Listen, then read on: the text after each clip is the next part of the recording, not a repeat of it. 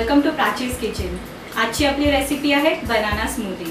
त्यासाठी लागणारे साहित्य आहे 1 ग्लास दूध, 3 केळी, 1 बाउल दही, 2 ते 3 चमचे साखर, 4-5 आईस क्यूब्स आणि अर्धा चमचा मध।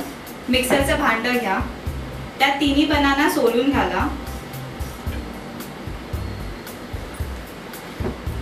1 ग्लास दूध, 2 ते 3 चमचे साखर टाका,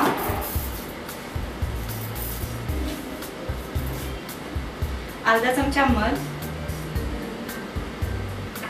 अर्धा बाउल दही टाका त्यात आणि 4 आईस क्यूब्स।